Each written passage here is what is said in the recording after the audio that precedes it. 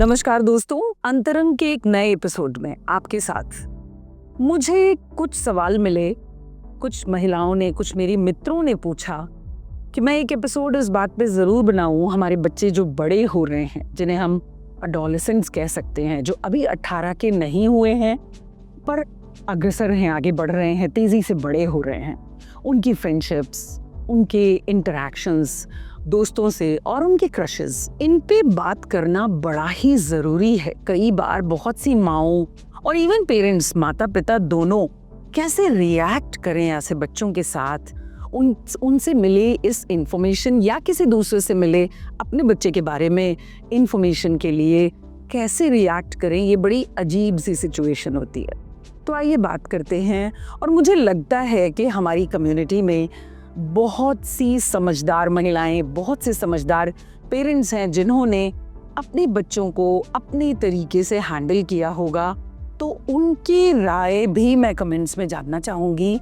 मुझे जो लगा और मेरे मित्रों से जो मिल के लगा, उनसे बात करके जो लगा, वो एक सम अप लेके आपके सामने आई हूँ। मान लीजिए कि आपकी बेटी या आपका बेटा जो कॉलेज गोइंग अभी नहीं है, स्कूल में है, आपसे आके बताती है कि उसे फलां लड़का, या आपका बेटा बताता है कि उसे फलां लड़की कुछ ज़्यादा ही अच्छी लगती है। आजकल एडमिट भी करता है कि उसका क्रश है उसके ऊपर। And these days you know these are common things, these are common and हो जाता है। लड़के लड़कियों को एक दूसरे को अच्छा लगना, देखना is not something very bad and होता है टाइप्स। अगर आपका बच्चा आपसे बात करता है तो आप कैसे रिएक्ट करेंगी या करेंगे? तो पहली बात तो कि आप बिल्कुल शांत रहिए, स्टे काम। आपको रिएक्ट करना ही नहीं है, आपको अपने बच्चे की बात सुननी है। बड़ी अच्छी किस्मत की बात है कि वो आपका बेटा या बेटी आप में इतना कन्फाइड करता है, आप पे इतना ट्रस्ट है, आपके साथ उसका इतना फ्रेंडली बिहेवियर है कि वो आपसे ये बात डिस्कस कर रही है या कर रहा है। सबसे बड़ी बात तो यही है। वरना आजकल कई बार बच्चे अपनी बातें अपने माता पिता से शेयर ही नहीं करते। शायद हम अपने काम धाम में, अपनी जिम्मेदारियों में इतने बिजी हैं, बच्चे भी अपनी पढ़ाई लिखाई, स्कूल एंड अपने फ्रेंड्स में इतने बिजी हैं कि इस तरह का इंटरेक्शन इतना इंटीमेट, इतना क्लोज मुश्किल से हो पाता है। कई बार तो केवल हालचाल कैसे हो, पढ़ाई कैसी चल रही है होता है। बच्चा अपने स्टडी रूम में मैं ये नहीं कहती बच्चा पढ़ नहीं रहा है, एक्चुअली बच्चा बहुत ज़्यादा पढ़ रहा है। उसके पास इतना टाइम ही नहीं है कि वो मम्मी पापा के साथ बैठ के टाइम स्पेंड करे। माँ बाप भी अपने काम में, specially professional mothers and fathers, parents, तो वहाँ अगर आपका बच्चा आपसे इतना शेयर करता है, आप दोनों एक दूसरे को इतना टाइम देते हैं, बहुत बड़ी बात है। देखिए कि आपका बच्चा या आपकी बच्ची इमोशनली कितना इन्वॉल्व हो चुका है, कितनी इन्वॉल्व हो चुकी है, आपकी ज़रूरत कहाँ आती है। क्या आपको लगता है कि ये उसका फ्यूचर खराब करने वाला है? तो कई बार ऐसा भी होता है कि बच्ची को लगता है कि मेरी दोस्त का बॉयफ्रेंड है, मेरा क्यों नहीं है। लड़के को लगता है कि उसके दोस्त की गर्लफ्रेंड है, मेरी क्यों नहीं है। तो जो भी मिले, जैसे भी मिले, अगर गर्लफ्रेंड बॉयफ्रेंड वाला रिश्ता बन रहा है तो आई शुड गो अहेड। ऐसा भी हो रहा है। और कई बार कुछ ऐसे ट्रैप्स हो जाते हैं जिनमें से बच्चे को निकालना बहुत ज़रूरी होता है।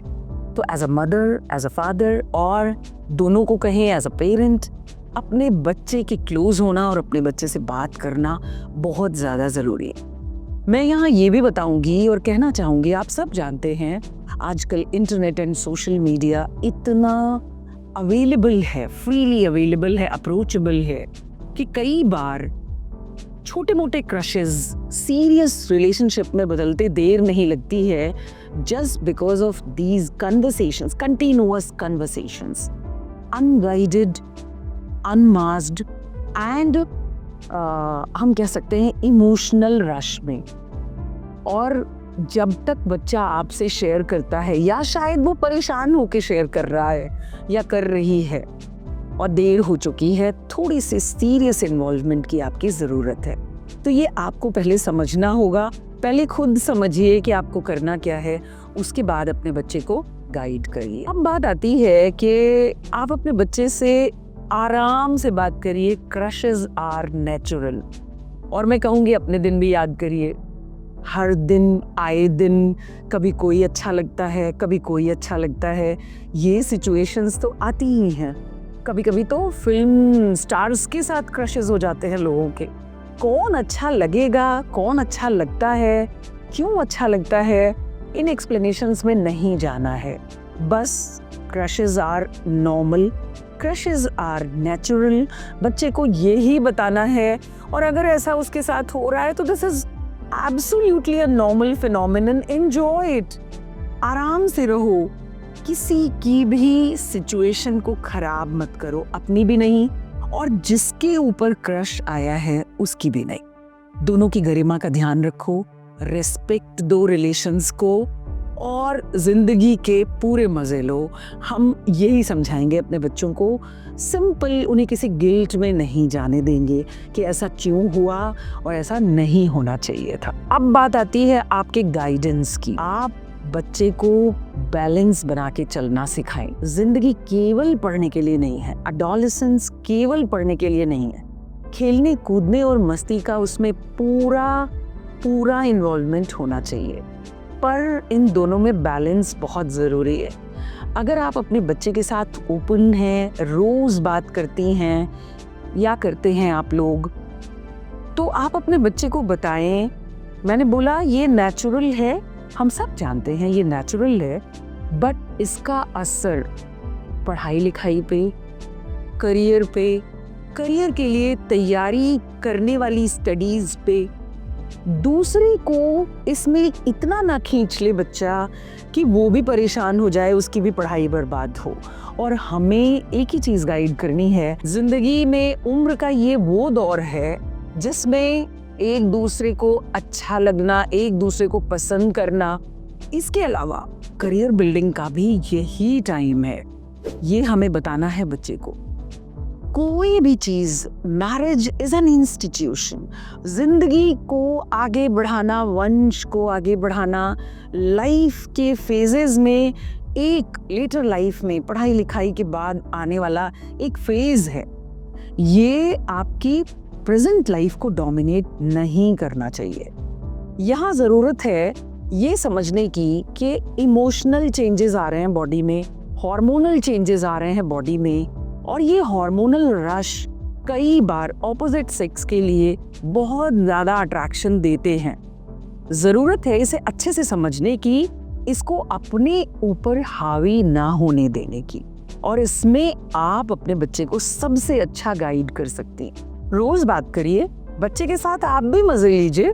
आज क्या अच्छा लगा, क्यों अच्छा लगा, आज तुम्हारी सहेली ने क्या ऐसी बात की जो तुम्हें इतना इम्प्रेस कर गई। अब चलो सब कुछ हो गया, इसके बाद पढ़ाई कहाँ तक पहुँची, आगे का क्या सोचा है लाइफ में। कई बार बच्चे इतना सीरियस हो जाते हैं कि वो तय कर लेते हैं कि हमें तो जब भी मैं शादी करूँगा या करूँगी, इसी से करूँगी, इसी से करूँगा। उन्हें नहीं पता लाइफ में क्या क्या चेंजेस आने वाले हैं। शांत रहिए, संतुलित रहिए पहले आप, उसके बाद अपने बच्चे को संतुलित रहना सिखाइए, बैलेंस्ड रहना सिखाइए।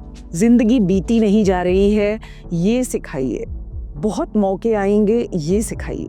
ये भी बताइए कि जब तुम इस लायक होगे कि वो जिसे तुम पसंद करते हो, वो और उसके घर वाले खुद आके आगे बढ़ के हाथ मांगेंगे, तुम्हें दौड़ना नहीं पड़ेगा, अपने आप को ऐसा बनाओ। ऑपोजिट सेक्स की रिस्पेक्ट करना सिखाइए, उनसे कैसे बात करनी है, उनसे अपनी बात किस तरह से पहुंचानी है।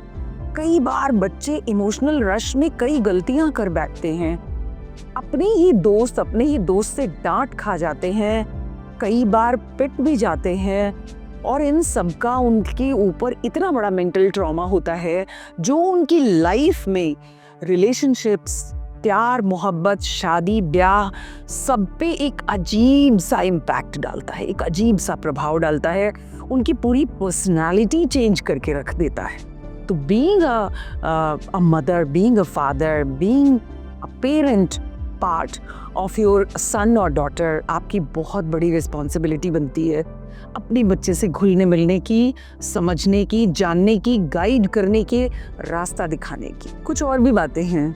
कई बार दोस्ती के चलते बच्चे दूसरों के इमोशनल ड्रामा में इन्वॉल्व हो जाते हैं और उसका असर उनके ऊपर भी बहुत ज़्यादा पड़ता है। अगर आपका बच्चा परेशान है, आपसे डिस्कस नहीं कर रहा है, तो भी क्यों परेशान है, क्यों स्ट्रेस में है, उससे बात करके निकालिए। अगर वो किसी दूसरे के सोशल ड्रामा में, किसी दूसरे के इमोशनल ड्रामा में इन्वॉल्व हो गया है, उसे समझाइए कि ये जीवन चक्र है, दिस इज लाइफ। जिंदगी रोज आगे बढ़ती है, रोज नए नए किस्से होते हैं। बड़ी से बड़ी बात कुछ दिनों में डाइल्यूट हो जाती है। कुछ भी दिल पे नहीं लेना है, कुछ भी बहुत ज्यादा आपको प्रभावित करे ऐसी किसी चीज में इन्वॉल्व नहीं होना है। और अगर इन्वॉल्व हो गए हो, इन केस कुछ भी ऐसा हो गया है, stay out of it, discuss with us. आप अपने बच्चे के सबसे अच्छी दोस्त आप हैं, सबसे अच्छे दोस्त आप माता पिता हैं। आप उसके साथ खड़े हैं तो वो सबसे मजबूत है, बड़ी से बड़ी प्रॉब्लम्स से निकल आएगा और छोटी मोटी खुशियों को खूब अच्छे से एंजॉय भी करेगा। ये रास्ता भी आप ही उसे दिखाएंगे। आप अपने बच्चे को ये भी सिखाइए कि उसके लिए उसकी अपनी कितनी इम्पोर्टेंस है। किसी दूसरे का उसको ना पसंद करना कहीं से ये जाहिर नहीं करता कि उसकी कोई वर्थ नहीं है, उसकी कोई इम्पोर्टेंस नहीं है। बढ़ते हुए बच्चों के अंदर एक ये भी फीलिंग आती है। कई बार बच्चे जिनका कॉम्प्लेक्शन डार्क है, वो ये सोचते हैं उन्हें कोई इसलिए पसंद नहीं करता कि मैं काला हूँ। बच्ची सोचती है मैं खूबसूरत नहीं हूँ, शायद इसलिए मुझे लोग पसंद नहीं करते। आपको अपने बच्चे का कॉन्फिडेंस बढ़ाना है। आपको बताना है कि सांवले बच्चे कितने प्यारे होते हैं। सांवली सी प्यारी सी लड़की उसकी खूबी, वो किस चीज में मास्टर है, वो कितना योग्य है, ये इम्पोर्टेंट है। खुद उसकी अपने लिए क्या इम्पोर्टेंस है, ये जताना बहुत ज़रूरी है। बच्चों को इस इमोशनल ट्रैप में कतई ना आने दें कि उसे कोई पसंद नहीं करता क्योंकि वो शायद उतना लायक नहीं है, वो शायद उतना योग्य नहीं है, उसकी कोई इम्पोर्टेंस नहीं है। इस इमोशनल ट्रैप से तो हमें अपने बच्चों को बाहर रखना ही है। और मैंने देखा है मोस्ट ऑफ द टाइम्स बहुत सारे एडोलेसेंट्स बड़ी डिप्रेसिव स्टेट में आ जाते हैं इस बात से कि उनके ज़्यादा दोस्त नहीं हैं, स्पेशली ऐसे दोस्त जो ऑपोजिट सेक्स में अट्रैक्शन पाने वाले टाइप्स वाले फ्रेंड्स नहीं हैं। ऐसा उन्हें लगता है कि उनका तो लड़कों वाला एक अलग ग्रुप है जिन्हें कोई लड़कियां पसंद नहीं करती, या लड़कियों वाला वो ग्रुप है जिन्हें लड़के पसंद नहीं करते। यहाँ बताना है कि आप खुद में बहुत लायक हो, बहुत मौके आएंगे, लोग आगे बढ़ के आपको चुन लेंगे। अपने आप को लायक बनाइए, अपने आप को इम्पोर्टेंट बनाइए। फोन एक ऐसी चीज है, थोड़ा सा तो नजर रखनी ही पड़ेगी। बच्चे का स्क्रीन टाइम कितना है, सारे टाइम वो सोशल मीडिया पे ही है। आप अपने फोन के जरिए देख सकते हैं कि आपकी बच्ची या आपका बच्चा सोशल मीडिया पे कितना एक्टिव है। थोड़ी सी बाउंड्रीज सेट करिए, प्यार से समझाइए कि कितना ज़रूरी है और कितना फ़ोन और सोशल मीडिया से दूर रहना भी ज़रूरी है। ऐसा नहीं होना चाहिए कि आप अपने बच्चे को कंट्रोल कर रही हैं और ये वो फील कर रहा है या कर रही है। चुपचाप धीरे से समझदारी से उसके साथ इन्वॉल्व रहिए, उसकी गतिविधियों पे नज़र रखिए, लेकिन दोस्त बनके, कभी भी उसे हर्ट करके नहीं। पनिश करना, डांटना, समझाना ज़रूरी है, लेकिन बड़ी समझदारी से। बच्चे के दिल को कोई ठेस ना पहुंचे। क्या पता वो पहले से ही चोट खाया हुआ है और आप भी उसे डांट दें, आप भी उसे हर चीज़ से दूर कर दें।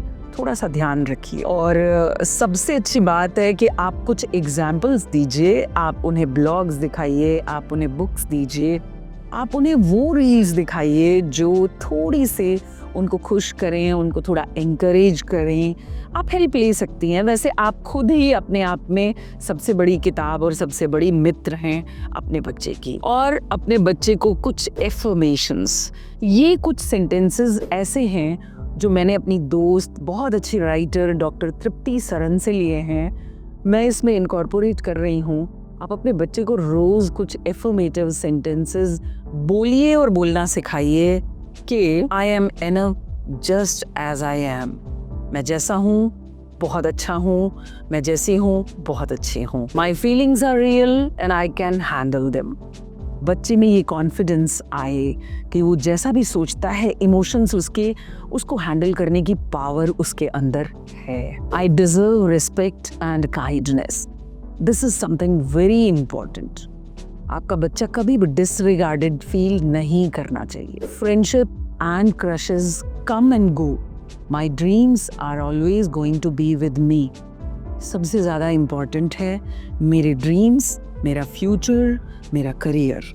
ये हमें उनके अंदर बिल्कुल बैठा देना है। तो आज के इस एपिसोड में मैंने कोशिश की है हर उस बात को इनकॉर्पोरेट करने की जो हम माँओं को और पिताओं को भी, यानी पूरे परिवार के बड़ों को कई बार आमना सामना हमें करना पड़ ही जाता है अपने बच्चों को लेके।